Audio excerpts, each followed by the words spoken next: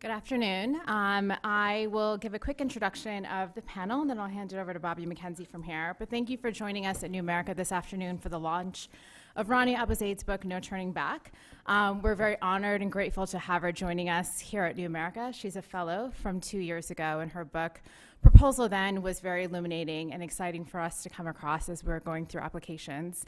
It was a process before my time as director of the program, but it is a book that is very timely in many ways, but also haunting in other ways too, as the crisis in Syria continues to be inflicted and continues to ignite on a regular basis. And so as we take the time to reflect on the history of the war through Rania's book, we're also grateful for her contribution to these stories and for really shedding a light on the human toll that it's taken there over the past few years. And we're really grateful to have her joining Bobby as well today. Much of his work intersects with what's happening in Syria and how it's starting to affect our own policies here domestically. As the director of the Muslim Diaspora Initiative, he looks very closely at immigration issues, refugee issues, and I think it's a great combination in terms of their shared expertise and hopefully to the conversation that we'll have here today. And so before I hand it over to Bobby, I did want to read two blurbs from Rania's book, and I think they're really poignant in terms of what her book really represents, and hopefully you'll all buy a copy. We do have copies on sale from Solid State Books. The first is actually from Peter Bergen. He is director of the ISP program here at New America, and he writes, widely recognized as the bravest of reporters, Abouzeid writes with great fluidity and authority about the most important foreign policy and moral crisis of our era.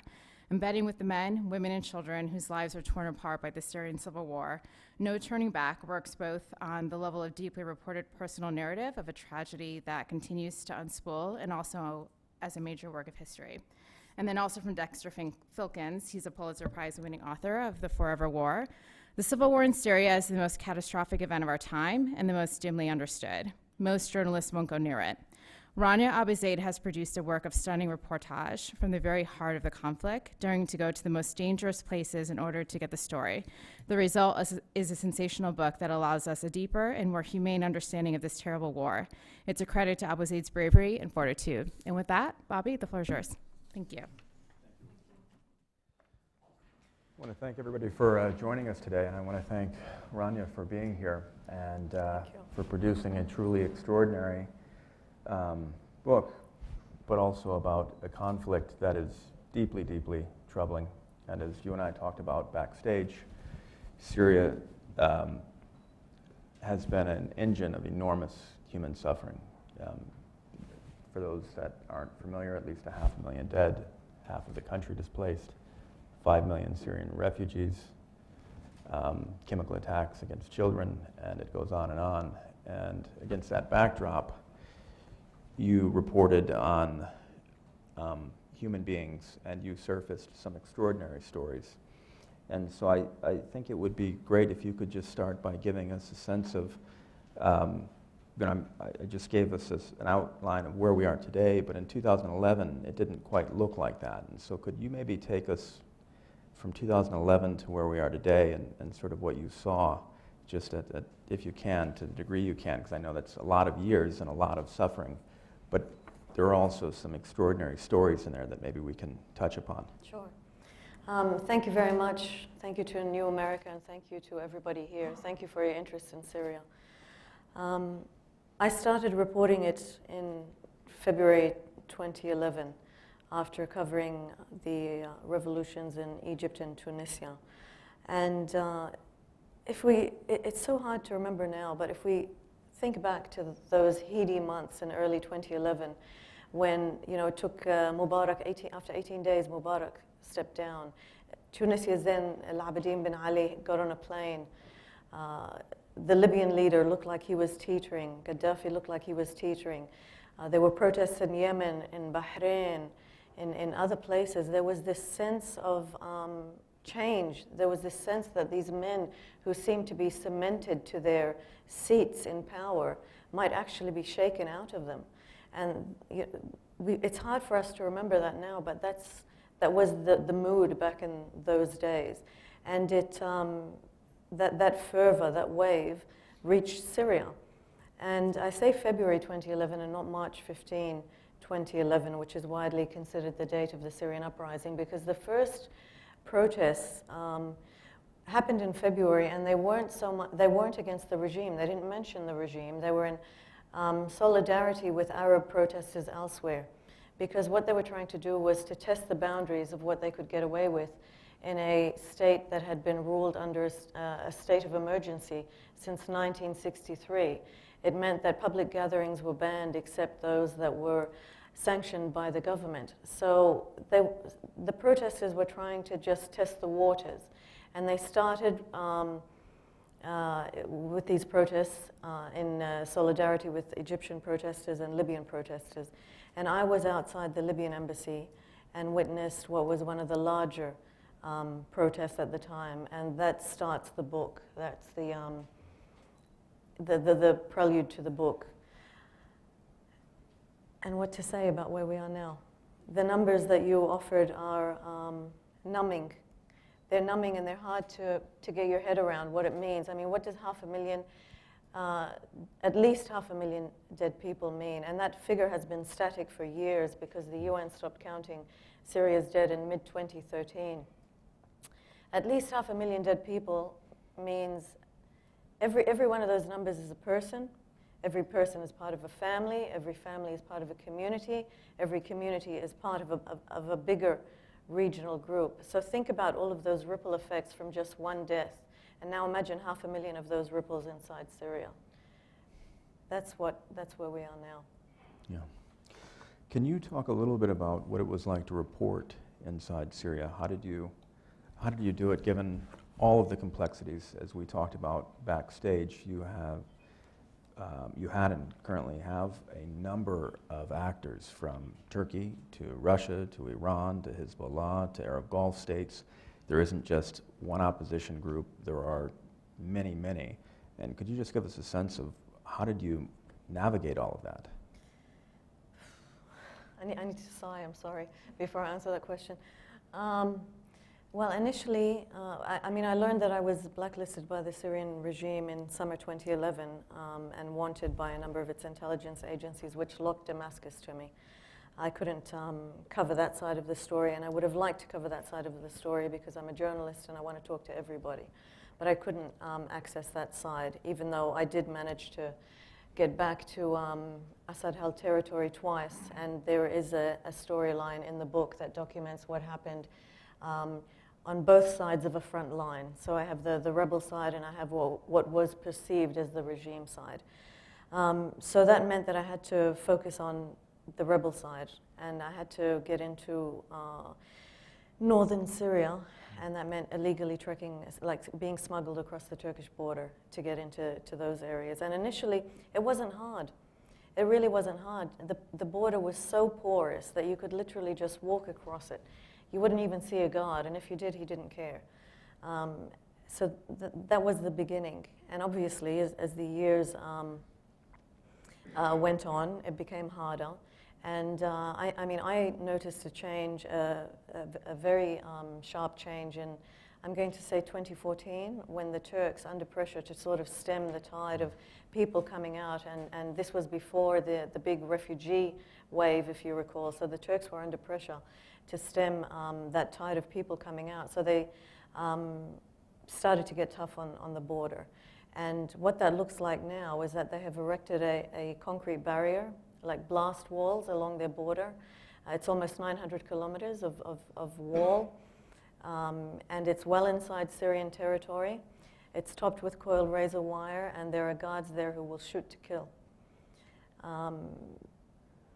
So trying to get across the Syrian border now means risking death for anybody, for families, for journalists, for anybody.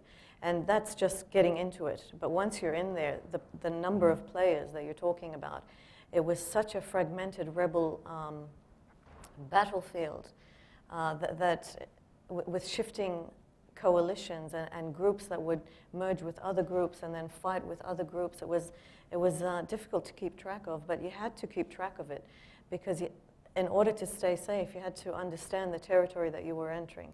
And that meant you had to understand it at every level, at the military, political, social, religious level, to know what you were getting yourself into.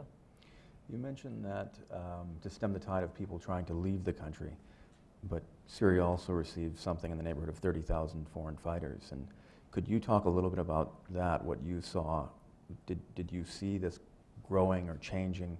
Because this was something that at least Western media suggested, that sort of ISIS and the foreign fighter situation came almost out of left field, but certainly 30,000 No. people is not left field. Well, first of all, I don't know where they got the numbers from, and Syrians I talk to say, well, if they knew that they were coming in down to the numbers, why didn't they stop them? So I don't know about the number, but certainly you could see foreigners coming in on the domestic flights in Turkey, from Istanbul down to different parts along the Turkish border. And different Turkish airports served as jumping off points to get into certain parts of Syria. So if you wanted to go to Aleppo, you would fly into Gaziantep. If you wanted to go to Idlib or Latakia provinces in Syria, then you would fly into Hatay airport. And I mean, I was coming and going and coming and going in every one of those flights, everywhere you'd see them. I mean, they weren't hiding what they were doing. There were men who, I mean, in the book, I even have a senior member of Al-Qaeda who was getting so angry with these foreign fighters because they weren't heeding instructions to tone down their appearances at airports. And you would hear them. I mean, I would be standing next to them, and you can hear their plans. They're talking in a mix of Arabic dialects. They're speaking in Cockney British accents. They're talking you know, in English and French and different languages. They were not hiding what they were doing. I would encounter them inside Syria as well. I was once going to be smuggled across the border, and there was a Moroccan man who was going in the other direction. I mean, they were there, and they came for many different reasons, is the other thing. Some of them came because they were sick of seeing people dying, and they just wanted to help. Some of them came for ideological reasons. Some of them came because they believed that Syria is blessed. It's mentioned as, you know, blessed land in the Quran, and that this was a jihad that they had to participate in. Some of them came to establish an Islamic State in Syria that would then expand into the broader Middle East. So they came for many different reasons. And on my last trip in, which was spring 2016, to finish up the reporting for the book, the nature of the foreign fighters had changed. So they were less Arab, less European, more Central Asian, more Uzbekis, Kazakhstanis, and men from those areas. In August of 2014 was the official rise of the caliphate. And did things feel different? I mean, again, I'm thinking about how we see things here in America. I mean, this was when I think everyone became fixated on Syria, but obviously there was enormous suffering before that. Yeah. Did things feel differently after the rise of the caliphate? Of the Islamic State? Yeah. Yeah, I mean, because for starters, the rebels took them on in early 2014, in the first months before the caliphate was announced. The Islamic State had been harassing the groups in the areas where it was based. It was not just harassing civilians, but it was also intimidating and trying to elbow out rebel groups. I mean, it took territory from them, from rebel groups and the rebel groups, by the way, are a spectrum so there were some who were very, very Islamist, and there were some who were less Islamist, and some who weren't. So I don't like using the catch-all phrase, but nonetheless. So the various rebel groups, like in all of their political stripes, took on Islamic State in early 2014, and they kicked them out of at least two provinces where they were very prevalent, and they pushed them east towards Raqqa, and the ones that I was in Syria at the time. And Al-Qaeda turned on them at the same time. The local Al-Qaeda affiliate, Jabhat al-Nusra, turned on them as well. And the men on the ground were saying, let's push them through Raqqa and out back into Iraq. And they stayed in Raqqa, obviously, and they established this caliphate. No, I mean, certainly it meant that an entire swathe of Syria was cut off to many Syrians. It meant that Syrians from that area were trying to get out. It contributed to the fragmentation of the country because we started to see, okay, so there's the Islamic State ruled part, there's the Kurdish enclave that's taking part, there's the rebel area, there's the Assad regime, there's a government part of Syria, and the southern front is also rebel, but it was different kind of rebels from the ones who were up in the north, so it was just completely fragmented. And in the midst of all of that, you have barrel bombs that were dropping fairly regularly. Could you maybe describe for the audience here, I mean, you were in proximity to some of these incidents. Could you just explain what that's like, what that feels like? Sure. A barrel bomb is an unguided, crude weapon. So it's literally like a water heater, and it's stuffed with shrapnel and metal and various other things, and it's unguided, and it falls based on gravity and the wind, and it's dropped from helicopter gunships, not warplanes. So you could see the helicopter gunship flying high, and the thing is that also the street would just stop, and all eyes would turn up. I mean, it's amazing. Like, Syrians developed a new relationship to the sky.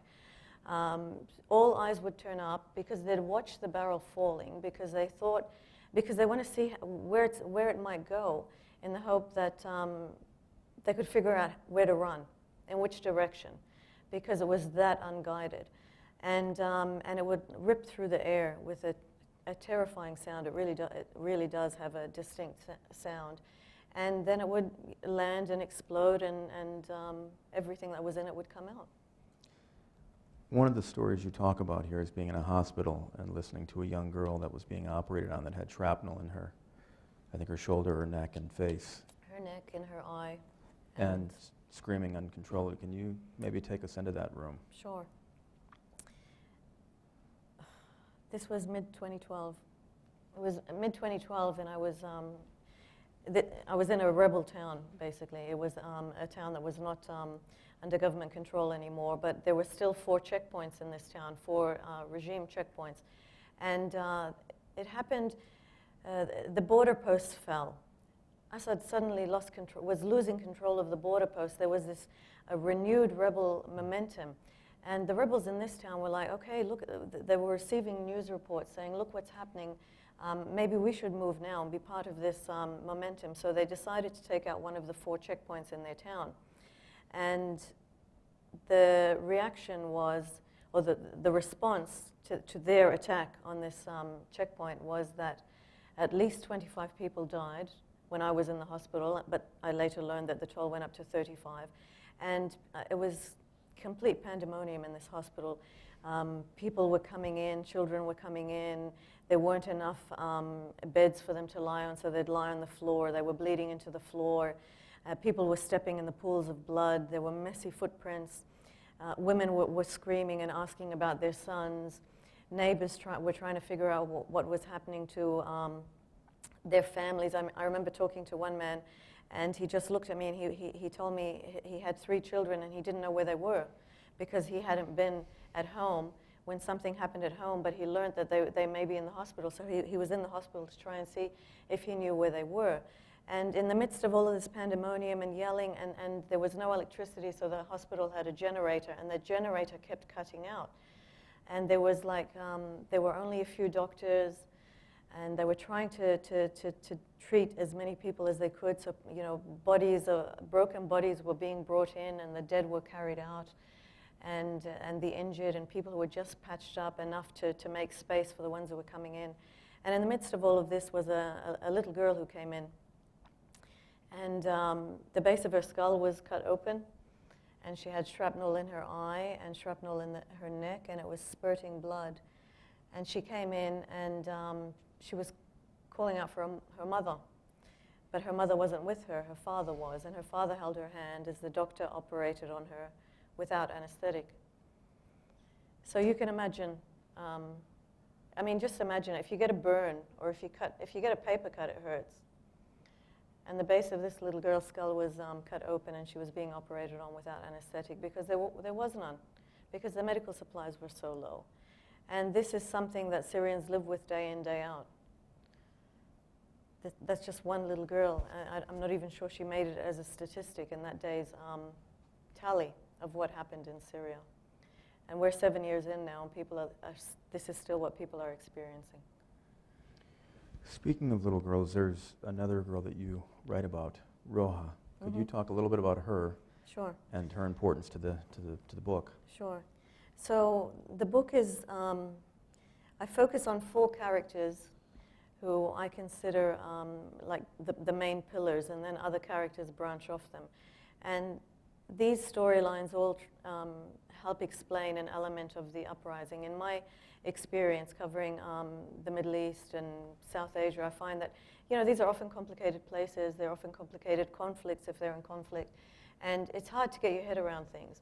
So if you focus on telling the stories of people, individuals within the context of events, they help explain the events. So I wanted to tell, one of the 4 characters is a little girl called Roja, and she's 9 in 2011. And I wanted to show war through a child's eyes, and I chose this particular child because she was so precocious, and she was just such a smart little girl who would say things that would just really stopped me in my tracks. I mean, she had such an acute awareness of what was happening around her, and her ways of trying to understand what was happening were very powerful. I found them to be very powerful, and I wanted to share her experience. So she's 9 when you first meet her in the book. And the first thing that she does, the first scene where you see her, is that she's sleeping in her grandmother's room because she liked her electric blanket. And there's ferocious knocking on the door. And her grandmother, who's an older woman, has difficulty moving. So she asks Roja to open the door. And Roja opens the door, and it's a security raid because they're looking for her father. So she opened the door to the first raid on her family's home when they came looking for her dad, who was a protester. And you see the raid through her eyes, and you see what it does to the family, and then you follow the family for 6 years after that, through their ups, through their highs and lows. And through telling that story, I hope to just show how people get used to their environments, how quickly you can adapt. I mean, you don't really know what, human beings are amazing. You really don't know what you're capable of until you're placed in the circumstances that will produce certain parts of your personality. And I hope that none of you will ever have to experience what this 9-year-old girl experienced. But human beings are amazingly resilient. They really are. And this little girl's resilience comes through in the book. Before I open up to the audience, let me just ask you one final question. The subtitle here is Life, Loss, and Hope, and you've sketched out for us some of the suffering and the enormous tragedy that we've seen. We're now entering the 8th year of the conflict with no end in sight. Where is the hope? The hope is in the people. The hope is in people who have lost many things, lost loved ones, but they can still forgive. The hope is in doctors who work in these field hospitals. They could leave, but they're still there because they know that their community needs them. The hope is in some of the characters who go through things that honestly Hollywood could not script, and yet they emerge on the other side and they say that they're not bitter about their experience. The hope is in the resilience of normal people, and you might think that's a small thing, but don't forget, when I was talking about those ripple effects of what one person can do, it can work the other way too. I mean, one person is part of one family in a community, and it's a small thing, but communities are made up of individuals and they're made up of people. So the hope is in the people. Let's open it up to the audience. If you could state your name and your affiliation and questions only, please. Sure, thanks for the talk. My name is Blake Selzer. I worked for a humanitarian group from 2014 to 2017 in the Syria region based out of Amman, working on advocacy. So my question, you touched on about hope. You started it off, but I understand hope in the people and the doctors, everyone who's doing incredible work, but do you have hope in the international community that has failed, and there's particularly the UN, because when I was doing advocacy, I think people in this room may not realize there's been UN resolutions from the Security Council since 2014 that call for unfettered humanitarian access and an immediate end to indiscriminate attack on civilians. Russia vetoed some of them, but there were some on the books, and they're just never enforced. So do you have hope in the international community, is my question. I think, no, I mean, it's not my place to have, but I think that Syria will be a case study for exactly these things, to examine international, the impotence, really, in some ways, of exactly what you said, the things that you think are basic, like access to humanitarian aid and the rules for humanitarian organizations and who they have to deal with, that they have to deal with the state and not with non-state players and various things. I really think that Syria will serve as an important case study for all of these things, and for diplomacy, the role of vetoes in the UN Security Council and what have you, because there have been so many examples, as you said, of exactly that.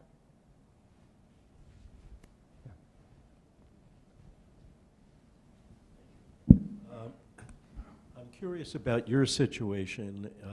Do you speak Arabic, and how difficult was it for you to move through different areas and from one section to another controlled by different groups there?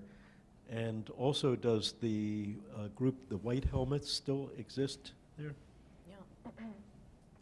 Yes, I do speak Arabic. I'm of Lebanese heritage, but I speak Lebanese accented Arabic, which is not Syrian Arabic. So when I open my mouth, they know that I'm not from there.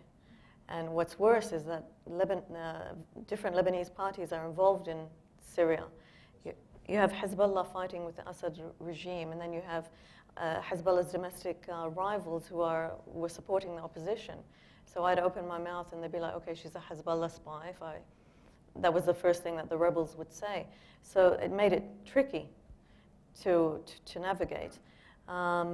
And as for moving from one area to the other, I mean, that comes back to really understanding the terrain that you're entering and knowing who you're moving with. And I move very low profile. I don't have a team or anything with me. And I try and blend in as much as I can so I don't stand out. Like, I'm not there. People I talk to know I'm a journalist, and I have my notepad and pen out, and that's clear. I'm not hiding that. But I'm not tweeting about it either. Oh, the White Helmets. Yes, the White Helmets are present, yeah. Can we just, we'll get back to you, sir.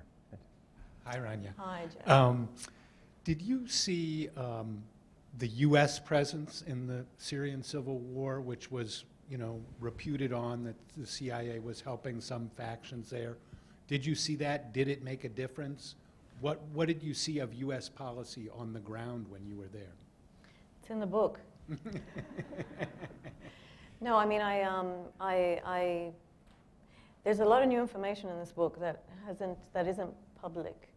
The book is underpinned by what I think, well, at least it was rigorous to me, a rigorous investigation that really goes back and investigates how it militarized and how it Islamized the role of the Saudis, the Qataris, the Turks, the Americans, and everybody else.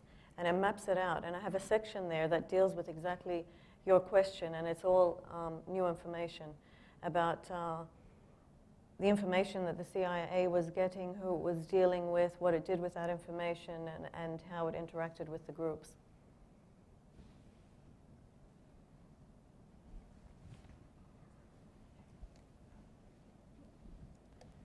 Yeah, just again back to the White Helmets there. There have been forces that have tried to demean the efforts of the White Helmets, that they are really in a little bit collusion with Al-Qaeda. I was wondering if you had an opinion on that. But the other thing is there was a legitimate rebellion at the beginning, but then you had the entry of the foreign fighters for al-Nusra, Al-Qaeda, and ISIS. If the foreign fighters were prevented from going in, and it was just a battle between the Syrian government and rebellious forces at that time, do you think that the war would have been settled a long time ago? Syria has ceased to be about Syrians, and it hasn't been about Syrians for a long time. It's a proxy battlefield for everybody. You have the Iranians, the Russians, Hezbollah, the Turks, the Saudis, the Qataris. I mean, you name it, they're in there. Everybody's in there. I mean, as we speak, the Turks are, there's a Turkish-led offensive now against the Kurds up in the northeast. The regime is you know, attacking Roja, backed by the Russian Air Force as well. So it's stopped being about Syrians almost. They're simply it's just their blood that's being spilt, but it's an international battlefield.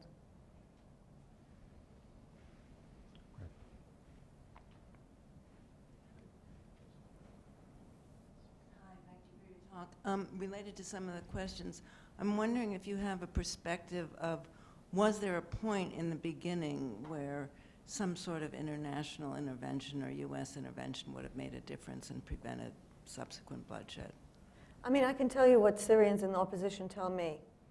And the Syrians in the opposition, and there are many different types of Syrians in the opposition, but some of them say that had there been a no-fly zone, for example, in the northeast, in the north, sorry, not the northeast, then the planes would have been grounded, hospitals could have operated unmolested, many of the refugees may not have left the country, they could have stayed in the country, and that, you know, the Syrian opposition's fledgling institutions could have taken root. That's what some of them say. And then others point to the red line comment after the chemical weapons attack, when they say that had there been force on the regime at that time, that maybe it may have made a difference. But everybody was involved from very early on. The various states were involved, and they all picked their teams, and that's prolonged the conflict. Thank you again for joining us today. My question is more specific to you, and I hope it's okay to ask just more about your personal connection to these stories. I mean, it's 6 years of reporting. I can't imagine it was easy to bear witness to a lot of what you've written about. And so in terms of the length of reporting, how much time would you spend on the ground between trips? And then also, as you would leave, I'm just also personally curious, as a reporter who's covering these very intense topics, how you came to terms with what you witnessed. I was really, I was in there all the time. It felt like all the time. I mean, there was a period for years when, out of every month, I was in there for about 3 weeks. 3 weeks out of every month. So, or I was on the border trying to get in. So I was always in and out, in and out. But as for how it affected me, I mean, I'm more interested in how it affects them. And they're still living it. I mean, I knew that I could leave. I knew that if I just got back across the Turkish border, that I had a credit card in my pocket, which meant that I could check into a hotel, I could have a shower, I could have something to eat, and I have a passport that enables me to go back to a house that is still standing and family who are not endangered. So they're still living it. They had no escape. Their suffering wasn't finite. Their danger, or whatever it is that I experienced, wasn't finite. They're still living it. So I'm more interested in their suffering and how they're coping. Great.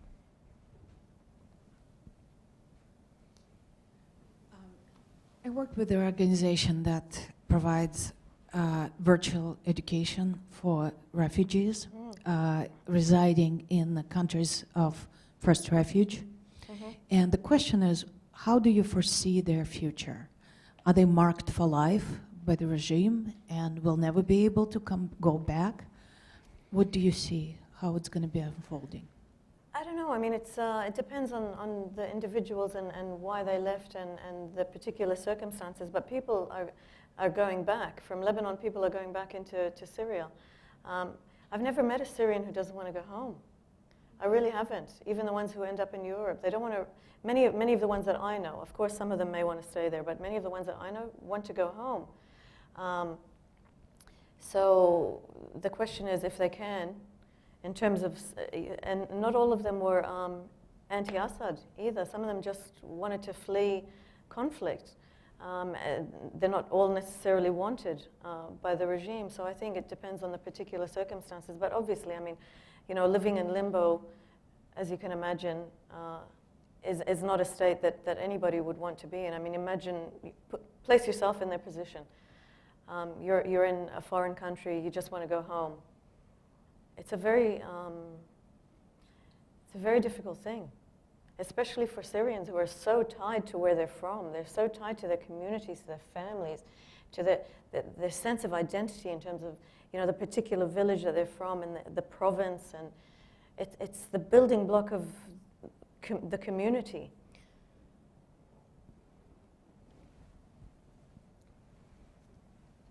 Yes, thanks. My name is Rich Blassie. I'm a freelance environmental journalist. Thanks for this excellent presentation. Thank you. So I'm interested, for this long period, there must have been some agriculture, and how does it continue? Where are the farms that are functioning and dislocated? And also, you know, a lot of environmental stories that before the Civil War there was environmental stresses. I wonder what you think about that thesis. Yeah, I didn't really do too much on that, but you know, there's still agriculture, especially in Idlib province, which is agricultural heartland. And the interesting thing to me about, you mentioned agriculture, is that, for example, the many regime-held areas aren't the agricultural areas. So there has to be, so I talked about these fragmented Syrias, these many Syrias, but they're still interdependent on each other because of things like agriculture, because of things like fuel, which is coming from the eastern province. So even though politically they're splintered, economically they rely on each other to a certain degree because they need the wheat from Idlib, they need the lentils from the regime, the government-held areas need those things, and vice versa. And the Syrian state still pays salaries to civil servants who are in rebel-held areas. So those connections still exist. I mean, I'm referring to Idlib province because it tends to be, you know, lots of agricultural land up there. In the front.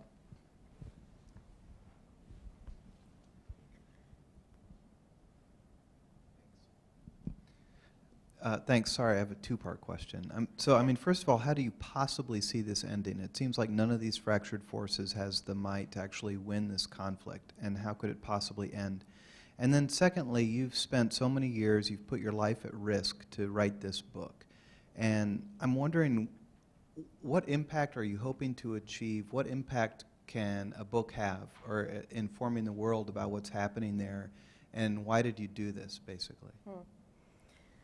The first question in terms of how do I see it ending, I think that the outcome has been determined. And the outcome is that Assad is staying and that he has won. But the war hasn't ended. And it won't end, I don't think, for many years while all of these different Syrias fight over territory. But Assad isn't going anywhere, and that's clear.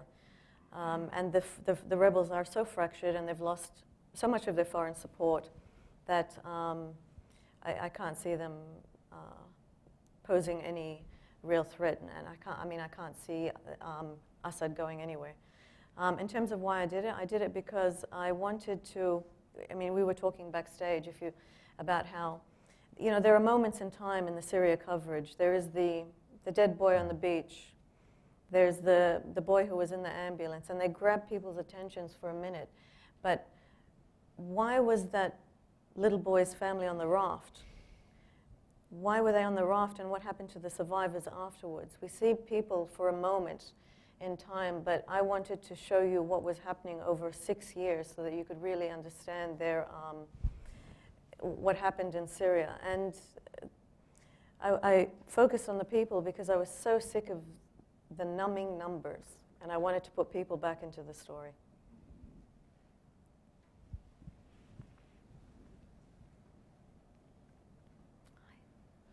You mentioned some of the infighting that's happening, you know, the territorial, you know, battles that are going to work themselves out. How serious do you see the Turkish Kurdish conflict that seems to be looming, that has been going on for a while, but there's been a lot of saber rattling more recently over Afrin? And you mentioned that the Assad regime is there to stay. Do you see the regime ever establishing control over the whole of what used to be Syrian territory? To your second question, I don't know. I don't know, because I don't know what you're going to do with, for example, Idlib province is massive. It borders Turkey, and it's the main rebel real estate at the moment. So I don't know what's going to happen to Idlib. I mean, is Assad going to kill and imprison everybody in Idlib? And he's been busing his enemies from other parts of Syria in evacuation deals to Idlib, so they're all gathering in Idlib. So I don't know, is my answer to that question. And the first one, no, the Turkish intervention in Syria is very serious. It's you know, some people say that they're carving out their zone of influence in the area, and that they're there to stay. It's a major move, and it's a major investment by the Turkish forces inside Syria.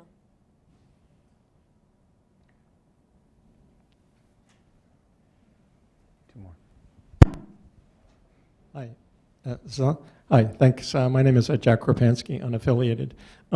A question about the media, role of the media, and this rallying cry that Assad must go. I mean, just today I heard, saw a report that a reporter was badgering the CENTCOM spokesperson, I think, about, do we still have that as our policy? Does that help the discussion at all, or does it hurt in any way? Or what would you like the discussion to be like in the media? I don't want, it's not about me, it's about what the Syrians want. And that depends on which Syrians you're talking to and what their politics are.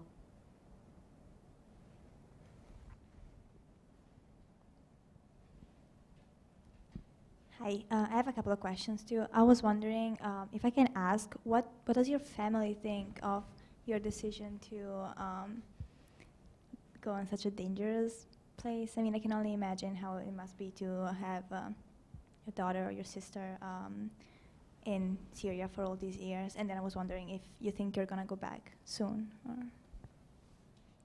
Could I just ask a follow-up to that? Maybe you could talk about who the book is dedicated to and If you want to read it, because I can't read it. It's hard for me to read. But, well, let me flip to the page now. For my parents, my sisters, my family, I carried your love and support in my heart every time I crossed the mountains, while on my shoulders I bore the guilt of taking you with me. Does that answer your question? Yeah. And I'm sorry, what was your second question? Oh, I'd be there now if I could, because I want to know what's happening.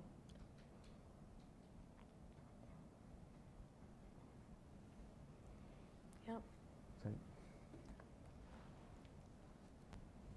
So since you would like to be there now to find out what's happening, do you feel that the reporting that we're getting in this country is not adequate? Oh, I think that's a big claim. It's not fair. There are journalists who have been covering this for 6 years, trying to cover it. They've been, it's really hard to get into Syria. The regime doesn't give visas easily, and the Turks have literally walled in the country. I mean, it's really hard to get in there.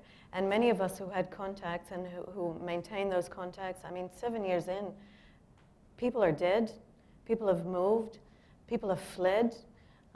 It's very difficult to cover for all of those reasons. So, and yet journalists are still doing it, and they're still trying, and they're still trying to develop news sources, and they're still trying to get into the country. So, you know, we do what we can with what we're given.